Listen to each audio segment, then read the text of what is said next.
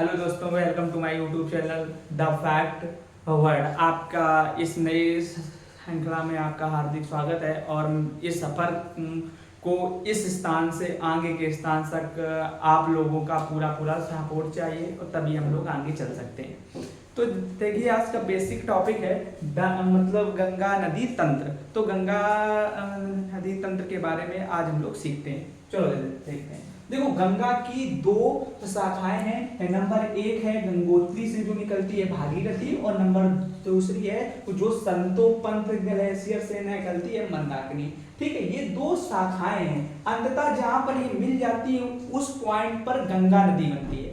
ठीक है, अब बात करते हैं सबसे पहले संतोपंथ ग्लेशियर की। संतोपंथ से जो निकलती है उसको कहते हैं मंदाकिनी। ठीक है, तो अच्छा, जब यहां से नदी निकली तो धौली गंगा पहला स्थान आता है। पहली नदी जो उसमें मिलती है उसको कहते हैं धौली गंगा। धौली गंगा जहां पर मिल जाती है उस स्थान को कहते हैं विष्णु प्रयाग। क्या कहते हैं? विष्णु प्रयाग। ठीक है, फिर इसके बाद कौन सी नदी मिलती है? दूसरी नदी नंदाकिनी मिलती है। क्या मिलती है? नंदाकिनी। कौन से स्थान पर? नंद प्रयाग के स्थान पर। कौन से स्थान पर? नंद प्रयाग में। उसको क्या कहते हैं? नंदाकिनी कहते हैं। ठीक है, फिर अच्छा, नंदाकिनी कहाँ मिली? नंद प्रयाग में। नंदाकिनी कहाँ मिली? नंद प्रयाग में। नंबर तीसरी बात है, फिर कौन सी नदी मिलती है? निडार मिलती है। निडार कहाँ मिलती है? कर्णप्रयाग में। कहाँ मिलती है? कर्णप्रयाग में। कहाँ मिलती है? कर्णप्रयाग में। ओके, अच्छा, अब ये क्या है? मंदाकिनी। मंदाकिनी कहाँ मिलती है? रुद्रप्रयाग में। अब जहां पर ये वाली पूरी नदियां मतलब किसके साथ मिल जाती? भागीरथी के साथ। ये वाली कौन सी नदी है? भागीरथी। जहां भागीरथी और अलकनंदा, भागीरथी और अलकनंदा आपस में मिल जाती हैं, उस स्थान को क्या कहते हैं? देवप्रयाग। उस स्थान को क्या कहते हैं? देवप्रयाग। अच्छा, नंबर एक देखिए, सबसे पहले विष्णु प्रयाग, नंबर दूसरा नंद प्रयाग, नंबर तीसरा कर्ण प्रयाग, नंबर चौथा रुद्र प्रयाग और नंबर पांचवा देव प्रयाग। इतनी बात में आ गई आपको बात समझ में? चलिए आगे बात करते हैं कि ये नदियां उतर कर यहाँ पर मतलब कहाँ मिल जाती हैं? देवप्रयाग में। कहाँ मिलती हैं? देवप्रयाग में। आगे चलते हुए आती है हरिद्वार। अच्छा, एक क्वेश्चन पूछा जाता है कि गंगा नदी पहाड़ों से नीचे कहाँ उतरती है? गंगा नदी पहाड़ों से नीचे कहाँ उतरती है? तो हरिद्वार में। कहाँ उतरती है? हरिद्वार में। कहाँ उतरती है? हरिद्वार में। आ गया समझ में? अच्छा, पहली नदी जो कि गंगा नदी में आकर मिलती है, कौन सी नदी है? रामगंगा। कौन सी नदी है? रामगंगा। कहां से निकलती है? बिजनौर से। बिजनौर कहाँ है? अपने यूपी में। कहाँ है बिजनौर? यूपी में। नंबर एक कौन सी नदी मिलती है? रामगंगा। कहाँ मिलती है? इसका नाम है गढ़मुक्तेश्वर। इस पॉइंट का नाम है गढ़मुक्तेश्वर। कहाँ मिलती? रामगंगा, गढ़मुक्तेश्वर। रामगंगा, गढ़मुक्तेश्वर। ठीक है, नंबर दूसरी नदी है पीलीभीत, अपने यूपी में। कहाँ पे?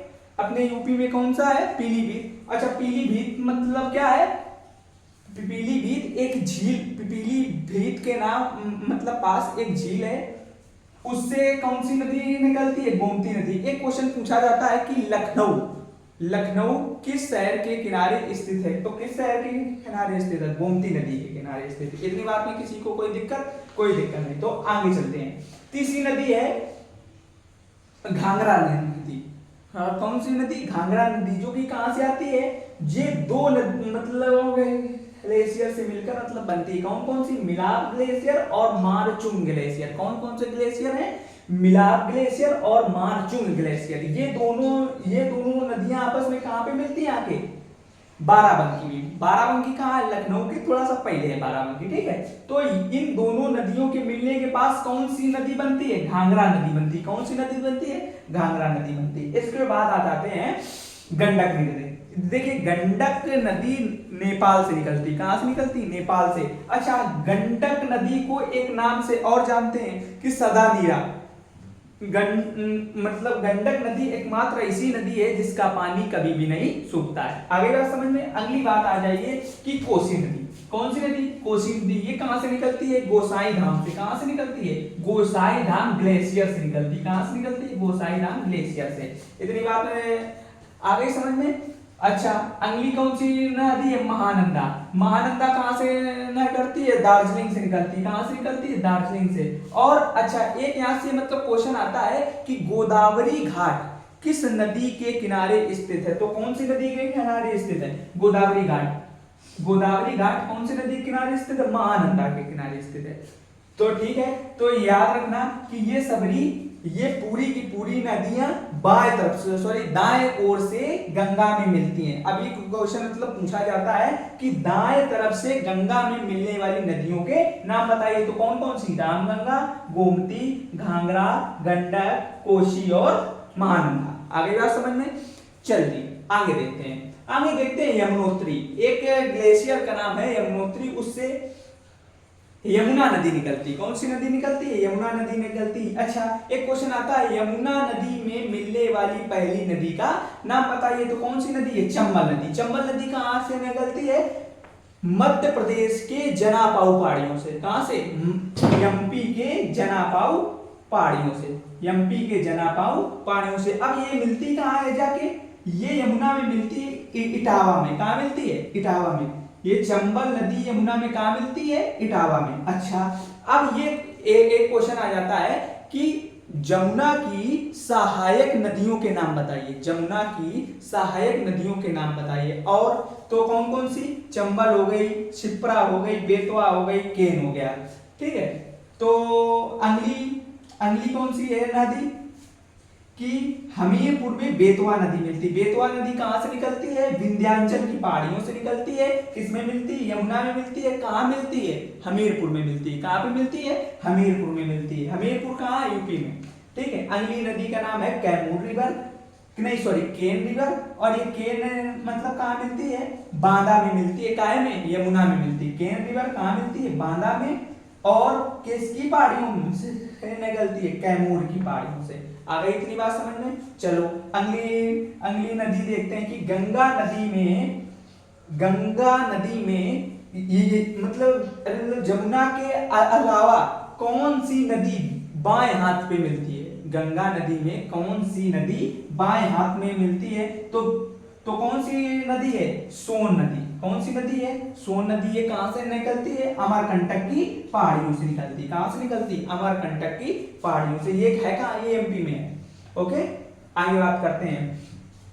हुगली नदी गंगा नदी की सहायक नदी नहीं है। हुगली नदी गंगा नदी की सहायक नदी नहीं है। इसको क्या कहते हैं? देखो अभी हम जब सीखेंगे नदियों के टाइप में, तो हुगली नदी गंगा की वितरिका नदी है। वितरिका का मतलब ये होता है कि जैसे सहायक का मतलब क्या होता है? सहायक नदी का मतलब होता है जैसे कि जब कोई बड़ी नदी में छोटी नदियां अपना जल डाल देती हैं तो उस नदी को सहायक नदी मतलब कहते हैं। ठीक है, आ गया समझ में? लेकिन जब किसी बड़ी नदी से एक छोटी नदी अब पानी निकाल लेते हैं, जब एक बड़ी नदी से छोटी नदी के द्वारा पानी निकाल लेते हैं तो उस नदी को वितरिका बोला जाता है। क्या बोला जाता है? वितरिका बोला जाता है। तो हुगली नदी क्या है? गंगा की वितरिका नदी है। आ गई बात समझ में? ठीक है। अच्छा, हुगली की सहायक नदी कौन सी है? दामोदर नदी है। ये दामोदर नदी कहां से निकलती है? छोटा नागपुर के पठार से। इतनी बात आ गई समझ में? नोट कर लीजिए इतना।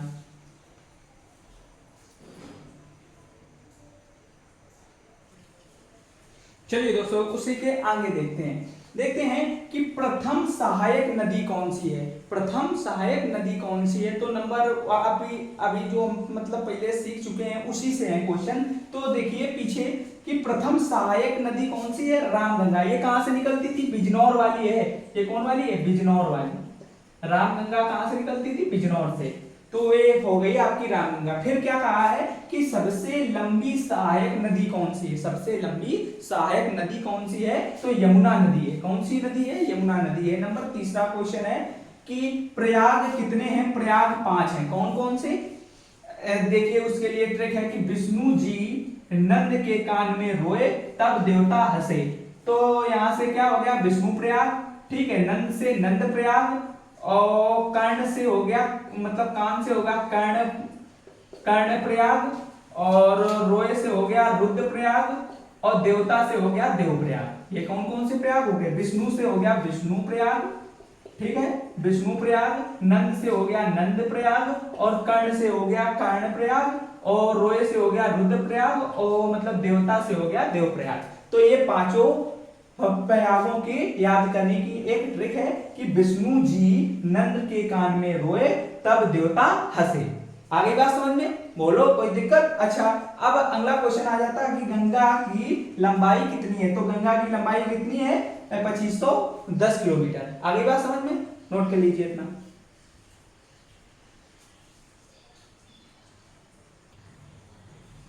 तो इस वीडियो में दोस्त इतना ही। अगले वीडियो में मिलते हैं एक नए फैक्ट के साथ, एक नए टॉपिक के साथ। Please like and support my channel. Thank you very much.